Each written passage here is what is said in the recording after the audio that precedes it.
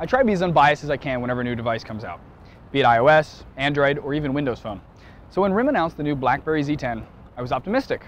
Maybe this will get BlackBerry back on the map. If we're honest though, that's like saying maybe this year Jacksonville will win the Super Bowl. I mean, it's possible, but very, very unlikely. Either way, let's take a look at this new BlackBerry and see if it can at least win some people over.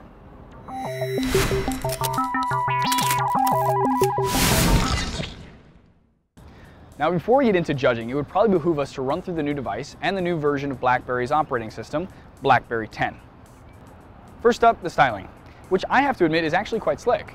The device feels solid and yet is quite light. The large matte black finish and rubberized back give it a more refined look, and even the chrome BlackBerry logo on the back is kind of cool looking. After that is where we need to get into the more important thing here, the operating system. The device is an interesting gesture system that I quite like. Swiping from off the screen onto it in different directions does things like exits the app, brings you to your notifications, etc. I love this on the older Nokia N9 with MeeGo that you've never heard of probably, and like it here and on the new Microsoft Surface. It's a great way to get rid of buttons on the device, and also, let's admit, it lends a slight cool factor. Unfortunately for the Z10, that is where the cool factor begins to fade quickly. A big issue for RIM in this device is the lack of apps. There simply isn't many, and some of the big names you seem to find on all the other operating systems, yes, even Windows Phone, aren't in the App Store.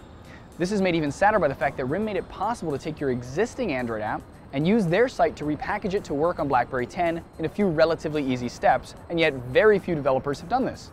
What does that say when a company makes it easy to port existing apps and developers still go, thanks, but we're good?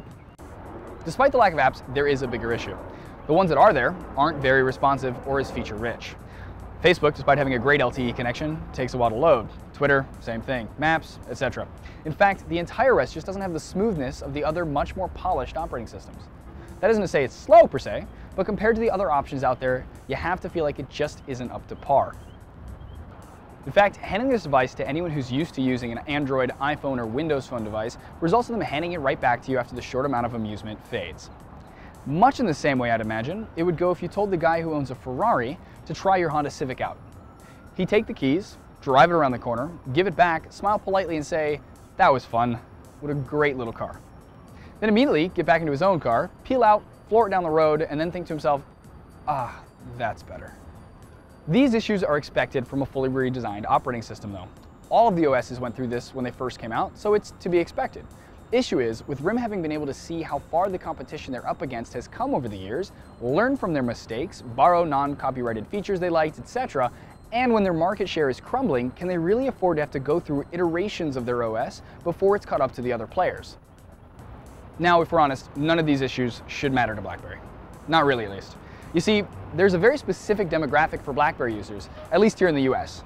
No, I'm not just talking about business users necessarily, even more specific than that.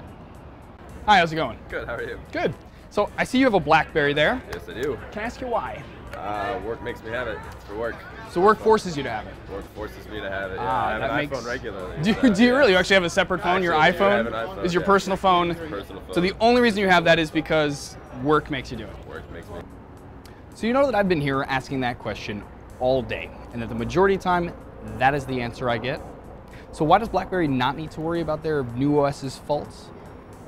Well, frankly, at least here in the States, the majority of BlackBerry buyers are BlackBerry buyers because they're forced to have a BlackBerry by their job. So they've come from another BlackBerry. So if we compare the new Z10 to an older BlackBerry instead of to a Windows Phone, Android phone, or an iPhone, it's amazing. Internet speeds are faster, full large touchscreen compared to a small one, responsive on-screen keyboard for those still addicted to the normal Crackberry layout, new BlackBerry Hub with all your messages, emails, notifications, all in one inbox, same apps that they're used to, the list goes on. So, to sum up, if you're coming from anything other than a BlackBerry to the new Z10, Ferrari to a Civic. Coming from any other BlackBerry to the Z10, however, tricycle to Civic.